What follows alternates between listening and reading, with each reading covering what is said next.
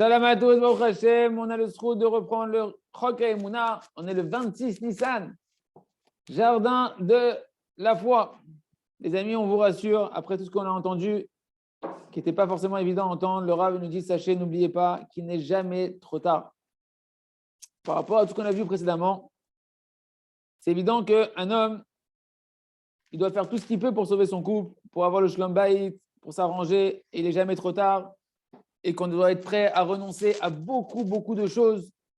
Comme on a dit, l'autel des sacrifices, il pleure quand un couple d'un premier mariage, il divorce. On doit être prêt, parce que l'autel, c'est l'endroit où on fait les sacrifices. On doit être prêt à tout sacrifier, beaucoup de choses, à condition de ne pas arriver au divorce. Mais attention, il ne faut pas comprendre ici qu'un homme pour qui ce livre-là, il est arrivé, il vient d'avoir ce livre-là, il voit qu'il s'est déjà énormément trompé dans sa vie de couple, que le temps est tellement passé, qu'il a fait tellement d'erreurs, etc. Et que des fois, malheureusement, une personne va recevoir ce livre une fois qu'elle a déjà divorcé. Alors, il peut se dire, alors quoi, j'ai pas de réparation, je peux pas faire je peux pas me reconstruire, c'est trop tard, ça y est, j'ai compris mes erreurs trop tard. Non, tu dois savoir, si tu entends ces paroles-là, que toi aussi, tu as un chemin, tu as un travail qui peut te permettre à toi aussi, de là où tu es, de tout réparer et de recommencer ta vie, une nouvelle vie. Parce que sache, un grand principe, les amis, que ça, c'est pas que pour les gens qui sont divorcés, c'est pour chacun d'entre nous. Dans notre vie de tous les jours, c'est une phrase qu'on doit se répéter tous les jours. Dès qu'on a un moment de la journée où on se sent affaibli là-bas, tu dois te dire ça. Toi, peut-être, tu t'es désespéré de ta vie, dans un certain domaine de ta vie. Mais Akadosh Baruch Hu, il ne sait jamais et jamais il ne se désespérera de toi. Et Akadosh Baruch Hu, il a toujours un programme bon, beau et merveilleux, extraordinaire pour toi, si toi, tu acceptes le chemin de la foi, de te relier à Hachem, du point de départ dans lequel tu fais ton nouveau départ. Parce que ça, c'est un grand principe qu'il est interdit d'oublier. C'est une phrase que Rabbeinu Akadosh nous a enseignée, Rabbi Nachman de Breslev, une personne qui était déprimée, qui avait conscience qu'il avait beaucoup détruit des choses dans le monde spirituellement par ses fautes. Et Rabbi Nachman lui a dit, si toi, tu crois que tu peux détruire, alors tu dois croire aussi d'une foi totale que tu peux réparer. Et ça, c'est un principe qui réconforte énormément, mais qui n'est pas un réconfort, qui est la vérité. C'est vrai que jusqu'à aujourd'hui, tu t'es trompé, tu as détruit, tu as esquinté. Mais maintenant, une fois que les choses sont passées, on parle bien d'une personne, les amis, après coup. On n'a pas le droit jamais de penser comme ça avant coup. Une fois que les choses se sont passées et que tu t'es réveillé maintenant de comprendre tes erreurs, alors oublie le passé et fais un nouveau départ. Apprends maintenant à vivre un nouveau départ sous la lumière de la Emouna et prépare-toi à une vie complètement nouvelle, à un chemin, à un renouveau total qui t'attend, Béat Hashem, une vie merveilleuse si tu acceptes de prendre le chemin de la Emouna. C'est pourquoi il faut, les amis, toujours regarder vers l'avant. Un homme qui a traversé cette terrible épreuve d'un divorce, que Dieu nous en préserve, il doit se concentrer de toutes ses forces, de regarder toujours vers l'avant, vers le futur, vers ce qui arrive devant lui. Parce que si jamais il n'accepte pas la réalité et qu'il doit constamment regarder vers l'avant, alors il ne pourra pas se confronter et réussir les défis que la vie lui propose maintenant et reconstruire de nouveau sa vie comme il faudrait. Parce qu'il va être impacté négativement, il va avoir un ancrage négatif, sinon, Chas Shalom, du passé. Parce que bien que ce qui s'est passé, c'est vrai que c'est une brisure très difficile, mais bien et qu'aujourd'hui, il y a encore des problèmes qui sont liés à son passé, qu'il doit encore gérer avec, etc., tu es obligé maintenant d'affronter les problèmes d'aujourd'hui. Pour ça, tu vas malgré tout être obligé d'accepter que ce qui s'est passé, tu dois l'accepter avec la Emouna. Tu dois l'accepter maintenant que c'est passé avec aussi la foi. Et savoir que même Hachem là-bas, il était là-bas, et tu vas te dire, et maintenant, Akadosh Baruch Hu, qu'est-ce qu'il veut de moi maintenant? Ok, il est passé, Hachem, il a fait que ça s'est passé comme ça. J'ai fait le maximum, on en est arrivé là. Qu'est-ce que je peux faire maintenant, aujourd'hui et demain pour améliorer ma vie et réparer ce que je dois réparer? Et ça, je dis le Rav, qu'Akadosh Baruch Hu, il a des projets pour toi merveilleux, qu'il attend de toi que tu continues ta mission et il attend de toi que tu continues à profiter de ta vie dans ce monde-là pour t'épanouir et faire ta mission. Parce que ça, c'est un grand klal, un grand principe de la Emouna dans toutes les situations de la vie. Mashe haya haya ikale atril me'atrala. Ce qui s'est passé appartient au passé. L'essentiel, c'est que tu fasses un nouveau départ. Elle a nous essaie qu'on n'a aucun. Nous, dans la vie, peu importe la situation, une fois que c'est passé, on ne s'occupe plus du passé. On s'occupe de qu'est-ce que je peux apprendre du passé pour le futur, comment je peux construire mon futur avec ça. Comment on continue la vie du point du présent maintenant, comment je vais construire positivement ma vie sous l'œil de la Emouna, selon la volonté de Kadosh Baruch Hu qui attend de moi, Bat Hashem. Et comme ça, on peut Bat Hashem faire un nouveau départ et se reconstruire, Imertse Hashem. On continue donc avec le Sefer, le jardin des louanges. Les lumières de la veille du Seder. Vu qu'on est dans le chapitre, on va commencer à compter un peu des miracles, des témoignages des personnes qui ont vécu cet enseignement du remerciement dans leur vie de tous les jours. Donc, cette chose qu'on a appris qui est très très importante, c'est ce sur quoi on s'occupe maintenant de louer Hachem, faire des louanges à Hachem, remercier Hachem, qu'il faut remercier Kadosh Baruch Hu, même sur ce qui nous paraît dans notre œil humain comme du mal. Eh bien, voilà qu'à ce propos-là, il y a un homme qui a eu une épreuve et Mamash, il n'arrivait pas à comprendre avec sa tête qu'est-ce qui était de bien dans son épreuve. C'est quelque chose que son intelligence ne lui permettait pas de voir. C'est toujours le cas. Quand on est dans l'épreuve, tu ne peux pas voir le bien qui est caché là-bas. Et donc, il est dans l'épreuve et son intelligence ne lui permet pas de voir qu'est-ce qu'il y a de bien là-bas. À ce moment-là, donc la personne, pour elle, c'est très difficile de remercier, puisque au moment de l'épreuve, ça lui paraît mal. Parce que le remerciement, en général, nous, on a l'habitude de l'employer sur quelque chose de bien qui t'arrive. Mais au moment de l'épreuve, la difficulté, c'est qu'on te retire l'intelligence et on te montre pas que c'est bien. On te retire l'intelligence de voir que Hachem est en train de te faire quelque chose de bien ici. Tu as l'impression que c'est mal. Mais si un homme il se renforce dans sa émouna, comme on a parlé précédemment, comme Moshe Rabbeinu, que ses mains elles étaient remplies de émouna jusqu'à ce que le soleil il arrive, jusqu'à ce que l'intelligence elle s'ouvre, de comprendre les choses. Si une personne est prise sur la émouna au moment de l'épreuve, elle se renforce dans sa foi, jusqu'à ce que Hachem voit que ta foi est suffisamment forte, qu'il va t'ouvrir la compréhension, alors à ce moment-là, tu pourras au final voir avec ton intelligence, après coup, le bien qui était caché dans l'épreuve que tu as vécue. À ce propos, il y a donc un juif qui nous a raconté deux histoires que, Mamash, qui sont des très beaux exemples par rapport à ça. Première histoire, c'est dans le processus de rapprochement de ce juif-là, qu'il a commencé à se rapprocher de la tchouva, de la émouna, du remerciement, etc. Et l'histoire, elle était comme ça. Il avait une vie très, très, très compliquée, remplie de problèmes. Il avait des dettes énormes, une entente conjugale à la panim, comme on dit en hébreu, complètement catastrophique, avec une obligation de s'éloigner de la maison. En Israël, il y a des lois comme ça qu'on peut t'interdire de te rapprocher de la maison de ta femme, etc. Maman, c'est une situation très, très, très compliquée qui, a priori, c'était la catastrophe qui l'attendait. Et dans le ciel, on l'a pris en pitié. Qu'est-ce qu'on a fait? Hachem, qu'est-ce qu'il a fait? Il a fait qu'il était en train de voyager avec sa voiture. Et sa voiture, elle a eu un accident. Elle a eu une panne. Et la voiture, maman, elle s'est arrêtée en face du kéver de Dan Ben Yaakov, pour ceux qui connaissent, en face du tombeau de Dan, le fils de Yaakov, Avinu, que son mérite nous protège. Et là-bas, on a une yeshiva, nous dit le Rav. En face de ce kéver-là, on a une yeshiva. Et bien entendu, qu'il n'avait pas le choix, comme il était en panne, le seul bâtiment qui était devant, c'était la yeshiva. Donc lui, il dit, bon, je n'ai pas le choix, je vais rentrer dans la yeshiva. Et vous imaginez bien que les élèves du Rav Arosh, les Chaverim, quand ils l'ont vu arriver celui-là, ils savaient s'occuper de lui. Il avait tellement de problèmes qu'ils avaient justement les médicaments pour ces problèmes-là, toutes les solutions. Ils ont commencé à le rapprocher. Ils lui ont donné d'abord le jardin de la paix, qu'on étudie ensemble le midi. Je vous invite de vous connecter ou d'écouter les shiurim ou d'acheter le livre pour les hommes et de le lire. C'est un livre sur les clés du Shalom Bayit. Et donc, ils ont donné problème de Shalom Bayit. On a ce qu'il faut, mon ami. Tac, ils ont donné le jardin de la paix. Problème des dettes. On a ce qu'il faut aussi, le jardin de la richesse. Mais Kitsour, il a commencé à lire le jardin de la paix. Et dans un temps très, très court, il a commencé à récupérer son Shalom Bayit alors qu'il était interdit de se rapprocher de sa maison. Regardez la situation qui pouvait être catastrophique. Interdit de se rapprocher de chez lui. Il a réussi à retrouver le Shalom Bayit. Sa vie s'est remplie de Baruch Hashem, de bonheur. Il a commencé à faire 1 heure d'Idbodedut tous les jours. Et Mamash, petit à petit, tout s'est transformé pour le bien. Et cette panne, cette fameuse panne, tu aurais pu dire, c'est la galère. Pourquoi ma voiture elle tombe en panne comme ça, en plein milieu de nulle part? Eh bien, en réalité, ça a été toute l'histoire de son rapprochement d'Akadosh Baruch Hu et bien entendu de la solution de tous ces problèmes. On continuera, merci Hachem.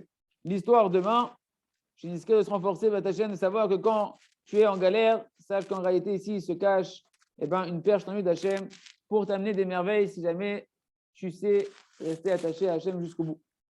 On continue avec le livre à travers champs et forêts pour faire immerser Hachem, notre heure dite beau des doutes, tous les jours. Et aujourd'hui aussi, immerser Hachem. Si bas ou sauvev. Donc le Rav nous dit,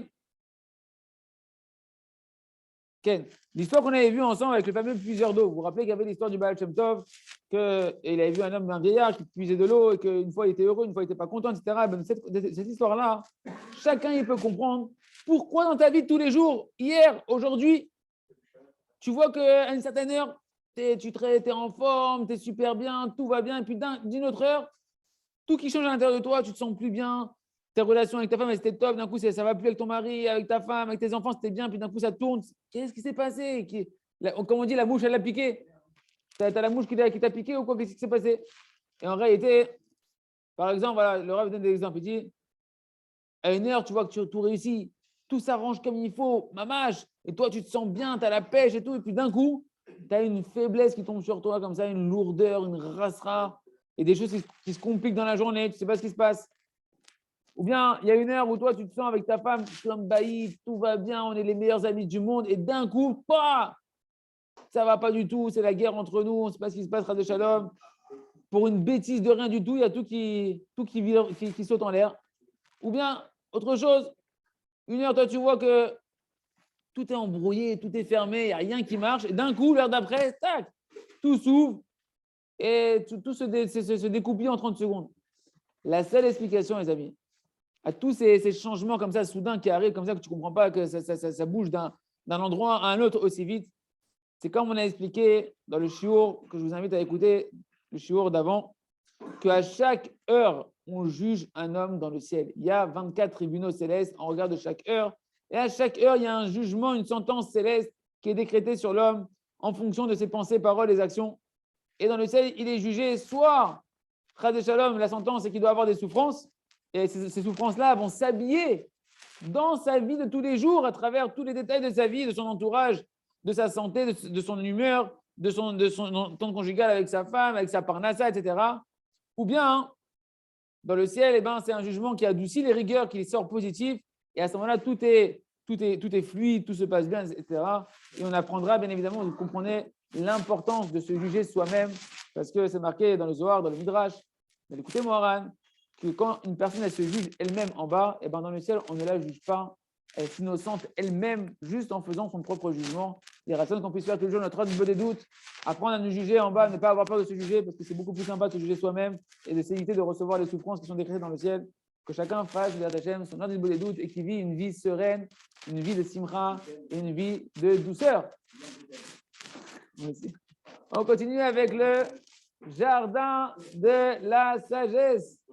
La tmimout, les amis, écoutez bien, on va apprendre la tmimout comme le Tam Akadosh de ce fameux personnage extraordinaire qui était le maître de Rabbi Akiva, Nahum Ish Gamzu, cet homme qui savait toujours dire Gamzu Letova, même ça c'est pour mon bien.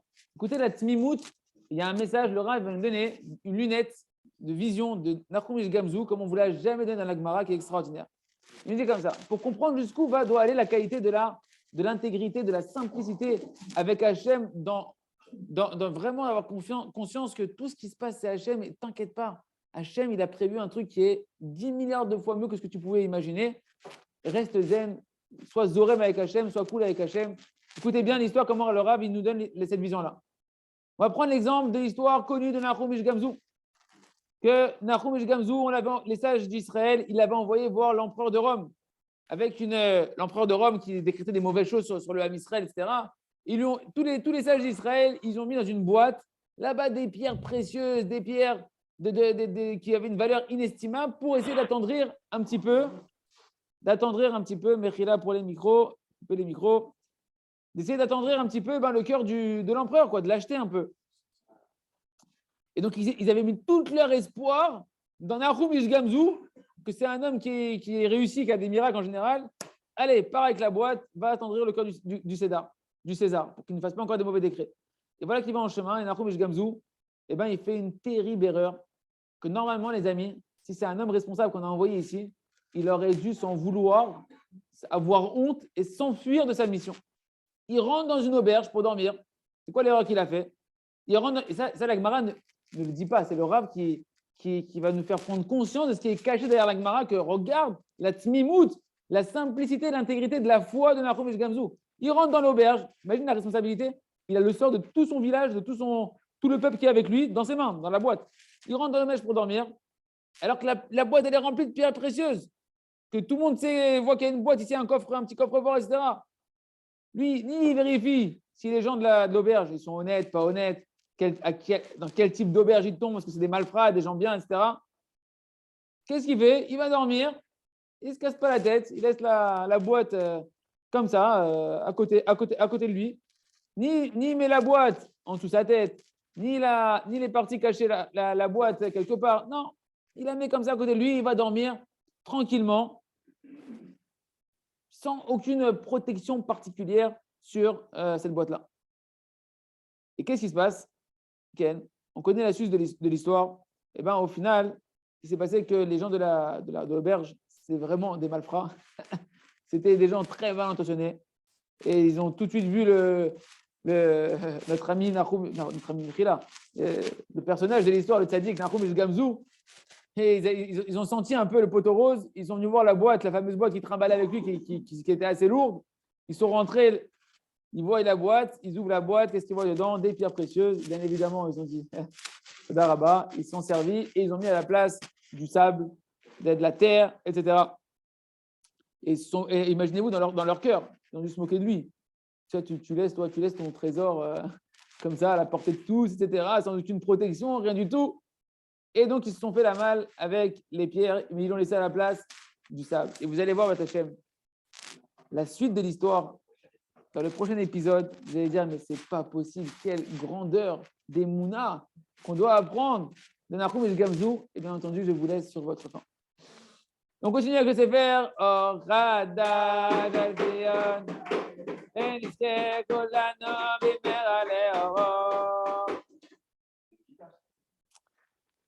Donc, Itraskout, se renforcer, les amis. Donc, même au niveau spirituel, là, c'est très important. Regardez, on a parlé beaucoup dans ce chapitre-là de crier à Hachem toutes ses forces, spirituellement, de vouloir changer. Écoutez bien, je parle à tout le monde dans la salle et derrière l'écran. Écoutez bien, parce que le Rav va faire une précision qui est très importante, qui clarifie beaucoup les choses. Et que si on a écouté tout ce qu'on a dit jusqu'avant, sans écouter ça, ça pourrait être dangereux et nous porter à confusion dans ce qu'on a besoin de se construire. Même spirituellement, quand tu viens crier maintenant sur ta vie spirituelle, d'accord? Et qu'on a dit qu'il faut crier de toutes tes forces.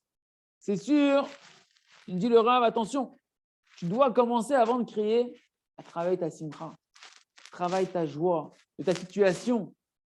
Même ta situation, si tu viens crier parce que tu veux en sortir, tu dois travailler la simcha, de remercier Akadosh Baruch Hu, qu'Akadosh Baruch Hu, à travers tes mauvais traits de caractère, à travers tes mauvais désirs, regarde, ça t'amène à crier vers Hachem, c'est en train de te rapprocher d'Hachem, c'est en train de te faire travailler ta volonté de vouloir changer. Donc déjà, avant de crier, tu dois d'abord remercier et être en joie de ta situation. Pourquoi? Parce que Rabbi Nachman de Breslev nous a mis en garde sur le danger du cœur brisé, que c'est très facile, crier à Hachem, c'est avoir un cœur brisé. Un cœur brisé, ce n'est pas un cœur qui pleurniche et qui est éteint. Un cœur brisé, c'est un cœur de feu, qui est conscient de la gravité de la situation qu'il faut changer. Quand tu as ce cœur brisé-là, Rabbi Nachman dit attention, tu peux vite tomber du cœur brisé à la tristesse.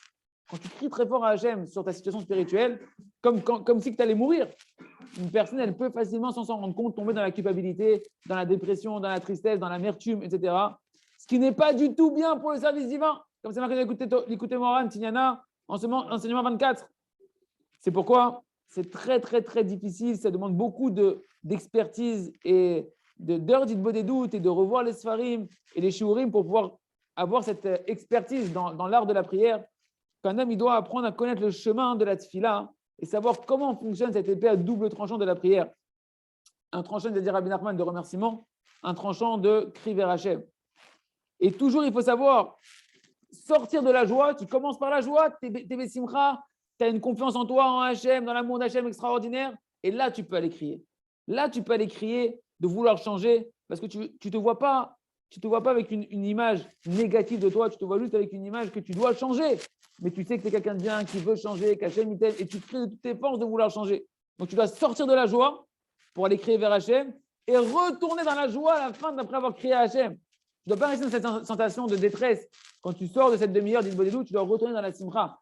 Le Rav dit, c'est pourquoi c'est très très important qu'après que tu as fait le travail de la volonté, cette demi-heure où tu as créé de toutes tes forces à la Kadosh Baruch Hu, et de ne pas dépasser une heure. Le Rav dit attention de ne pas dépasser une heure, parce que Rav Nachman a dit c'est assourd d'avoir pour nous, à notre niveau, à nous, plus qu'une heure de cœur brisé. Je peux vous donner à vous, si vous avez 23 heures de simra, une heure de cœur brisé. Moi, Rav Nachman de Breslev, je peux être tout le temps en cœur brisé. Mais vous, parce que je suis un descendu Baal Shem Tov, David Ameller, qui ont cette force-là. Mais vous, une heure maximum, à condition que vous avez 23 heures de simra pour que votre cœur brisé ne soit pas un cœur triste. Donc, maximum pour nous, c'est une heure. Tu veux faire une demi-heure, c'est très bien. Tu veux faire une heure, très bien. Après, tu es obligé de faire un break et de repartir dans la simra. Et le Rav me dit, quand tu sors de cette demi-heure ou cette heure de cri vers Hachem, après, tu dois être toute la journée Besimcha Gdola Meod. Tu dois danser à Hachem. Tu dois aller avec beaucoup de remerciements. Et écoutez bien, c'est très très important ce qu'il dit le Rav. Et tu ne dois plus du tout regarder après cette demi-heure-là, est-ce que ma prière elle a été acceptée, est-ce qu'elle n'a pas été acceptée? Parce qu'une fois que tu as vu tous les arguments à Hachem, tu as crié de toutes tes forces à Kadosh Baruch Hu, écoutez bien, Hachem, il a malgré tout ses comptes spirituels en fonction de ta neshama et de ton évolution, quand tu dois être délivré et pas délivré. Et là, les amis, il y a une clarification à faire. Je ne comprends pas. Quand je crie pourquoi? Pour être délivré tout de suite. Tu me dis qu'Hachem, des fois, il y a des comptes, que c'était le moment de me délivrer, pas le moment de me délivrer, alors je dois crier tout de suite, pas crier tout de suite. Le Rav, il fait, ça paraît très simple, mais c'est une grande finesse qu'il faut attraper. Il dit le Rav comme ça. Imlo ki balta. Si tu n'as pas reçu encore la réponse à ton sujet que tu vas être délivré. La femme, elle crie pour sortir de la colère sur ses enfants, par exemple. Elle dit, mais je n'en peux plus, j'arrête pas de crier une demi-heure par jour et je suis encore en colère. Et encore elle crie, et elle se dit, c'est pas possible. Elle se brise. Non, mais écoutez bien, c'est ça le travail, c'est que la personne se brise. La personne se brise, dit, ça ne marche pas en fait. Ça ne marche pas, et elle commence à avoir des questions, etc. Ce qu'on appelle le iyun fila, le mauvais iyun fila. Alors, elle dit, écoute bien comment ça fonctionne. D'abord, avant de crier, sois bessimcha. Quand tu as fini de crier, tu restes bessimcha. Et si tu vois que quand tu as prié, tu n'as pas été répondu encore à ton niveau à toi, tu n'as pas vu la délivrance que tu voudrais avoir, tu dois tout de suite retourner dans la simcha et jour après jour, tu reviens devant Kadosh Baruch Hu et tu commences d'abord par remercier Kadosh Baruch Hu. Et comment tu vas dire merci à Hachem? Tu dis merci beaucoup à Kadosh Baruch Hu que toi tu m'as amené devant toi encore un jour, que toi tu veux de moi, tu veux mes paroles. Tu ne m'as pas délivré pourquoi? Parce que tu veux encore m'entendre crier vers toi, tu veux entendre encore entendre mon cœur qui vibre, de sentir que j'ai besoin de toi, un cœur de feu qui brûle pour toi, Kadosh Baruch Hu, sur le sujet que je suis en train de prier. Parce que ces moments-là, les amis, ces moments-là, c'est des moments où tu es très proche d'Hachem. Dans cette fameuse détresse, entre guillemets, c'est des moments où tu montres comment tu as besoin d'Hachem, comment tu aimes Hachem. Alors tu dis Hachem, merci que tu as envie en fait encore de sentir ma proximité et m'offrir de sentir ta proximité. Et chaque renforcement, chaque parole, tous les renforcements de la parole que Kadosh Baruch Hu, lo chayav lim kloum, il me doit rien, Kadosh Baruch Hu, ils sont, écoutez bien. Vous savez ce qu'on chante que Hachem lo chayav lim kloum, Hachem il me doit rien, Hachem il ne me doit rien. Ça c'est vrai, toute la journée Hachem il ne doit rien, c'est un cadeau gratuit d'Hachem. Mais quand tu rentres dans cette demi-heure-là et tu te mets à crier, à ce moment-là, tu oublies tout ça. Quand tu veux changer, là c'est une question de vie ou de mort et je crie de toutes mes forces. Et je demande à Kadosh Baruch Hu de me rapprocher de lui de toutes mes forces. Mais dès que je sors de là, je retourne dans la dimension que tout est pour le bien, Hachem il m'aime, Hachem il ne me doit rien, etc. C'est une gymnastique à avoir qui est extrêmement difficile, qu'il faut réussir à acquérir. Le Rav dit, c'est sûr que par une telle prière et un tel art de la prière, une personne elle va obtenir des délivrances extraordinaires. Et elle verra des grandes délivrances en un temps court. Et grâce à ça, un homme il peut pouvoir mériter de vivre ce qu'il étudie dans le quotidien. Ce n'est pas que tu étudies des choses et c'est rentré dans la tête, mais tu ne les vis pas. Le fait de crier tous les jours une demi-heure pour changer, tu vas voir que tu vas accomplir ce que tu étudies. Mais l'homme, il ne peut pas savoir qu'est-ce qui va se passer en chemin. Tu viens faire ton travail. Toi, tu viens faire ta mission pendant une demi-heure, tu cries à Hachem dans ta Hitbodedut de changer. Mais tu ne peux pas savoir les difficultés qui vont joncher ton chemin de ton évolution. Et il se peut bien, écoute bien ce qu'on te dit. Il se peut que quand tu vas crier très fort, eh ben, les difficultés au début elles vont s'augmenter encore plus. Il se peut que quand tu vas crier, tu vas d'Avka traverser des chutes. Il se peut que d'Avka, quand tu vas crier à Hachem, tu vas traverser des sensations de faiblesse, que tu vas perdre ta volonté, que tu as l'impression qu'on te ferme ton esprit, qu'on te ferme ton cœur. Et là, les amis, c'est tout le travail de ne pas s'embrouiller. Toi, tu dois savoir que tu dois garder toujours te renforcer, que je suis dans le bon chemin.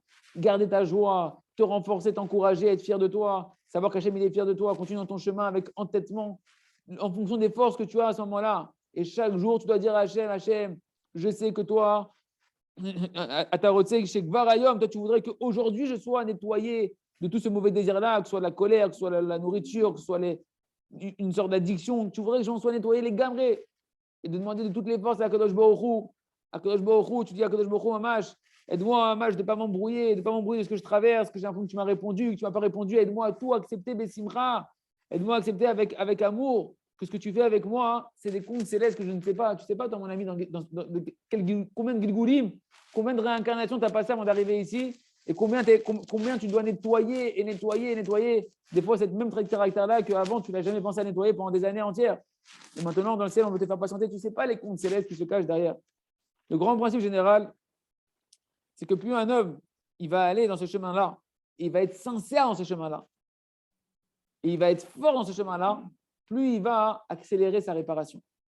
Et plus en même temps, il doit se renforcer avec beaucoup de renforcement, que Hachem il aime, que Hachem il est avec toi, que ton travail il agit même si tu ne vois pas le résultat. Que ce que Rabbi Nachman ben Breslev il a dit qu'un homme il doit être expert dans les montées et expert dans les descentes. Ça veut dire quoi?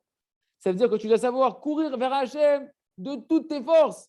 Mais d'un autre côté, tu dois savoir affronter tous les empêchements, toutes les chutes, toutes les difficultés, toutes les sortes de sensations d'avoir trébuché. Tu dois savoir te relever immédiatement. Bien que tu cours vers Hachem, tu vas te faire tacler, tu vas te prendre une droite, tu vas tomber par terre. Et toi, tu dois te relever. Comme un combattant qui est sur le champ de bataille et qui voit des bombes qui tombent à droite, à gauche, même s'il s'est pris un truc par terre et il est tombé par terre, il ne reste pas par terre, il n'a pas le temps. Il se relève, il repart. Et il faut avoir cette gymnastique de savoir qu'il y aura des chutes, il y aura des sensations d'échec qui ne sont pas des échecs et il faut savoir continuer à se renforcer, à continuer à avancer. Le derrière de la avoda, le chemin de travailler sa volonté, ça, c'est ce qu'on appelle expert dans les montées. Je veux changer, et il faut être très fort. Mais maintenant que toi, tu veux, que tu travailles, que tu veux t'arranger, tu veux te réparer et te rapprocher d'Akadosh Baruch Hu, là, à ce moment-là, quand tu désires de monter, il n'y a pas de concession. Je veux monter, c'est une question de vie ou de mort. Et en fonction de combien je veux monter, Ken, sache que, attention, tu vas avoir aussi des descentes. On a dit, c'est des montées, des descentes, c'est les montagnes russes. Monter vers Hachem, c'est des montagnes russes, c'est monter, descente. En fonction de ta volonté forte de changer, sache que tu vas devoir traverser des sensations de descente très, très fortes. Le grand 8, ceux qui ont fait le grand 8, tu montes doucement, après tu descends très vite pour aller faire des sensations extraordinaires de monter la tête à l'envers, ce que tu veux. Mais il y a une descente qui est assez impressionnante. Et il faut t'y attendre. Plus tu as des sensations fortes de vouloir monter, et plus tu vas être secoué avec des sensations de descente. Et ça, tu dois y être préparé. Et tu dois être prêt à traverser ce que tu dois traverser. Peu importe le looping, toi, tu dois rester accroché à la ceinture et savoir qu'au final, tu es en train de traverser quelque chose d'extraordinaire qui s'appelle se rapprocher d'Hachem, faire sa mission et faire ta part à toi qui est de continuer à venir, quoi qu'il arrive, faire cette demi-heure-là en la commençant dans la Simcha et en la terminant dans la Simcha. Et toutes ces chutes-là, ça ne veut pas dire que tu t'es trompé en chemin. Ça ne veut pas dire que le mode d'emploi ne marche pas. Au contraire, tu dois savoir et te renforcer, que ça montre que tu es dans le bon chemin. Parce que le chemin de la tchouva, et Rabbi Nachman nous a enseigné ce secret pour la génération, que le chemin de la tchouva, il est composé de deux sentiments dans l'âme, une sensation de montée et une sensation de descente. Et c'est comme ça qu'on fait le tchouva. Il n'y a pas de tchouva en montée unidirectionnelle, ça n'existe pas. La descente, en réalité, c'est aussi une montée, mais elle a une sensation de descente qu'il faut apprendre à gérer. Et la réussite d'un homme dans son service de changer, elle dépend du fait qu'un homme, il sache courir vers Hachem de toutes ses forces et rester vaillant et courageux, de ne pas se déprimer quand il tombe en chemin et savoir se relever le plus rapidement possible. Comme c'est marqué que le tzaddik, ce n'est pas celui qui ne tombe pas, c'est celui qui se relève vite. Il raisonne qu'on soit conscient que quand on tombe, on n'est pas tombé en réalité, c'est juste, tu fais partie du chemin, c'est les obstacles du chemin. Il raisonne chez Niske Lekolze, Chazak, Ve, Mitrazek. Donc on crie vers Hachem, mais avant on chante et après on chante. Kolto.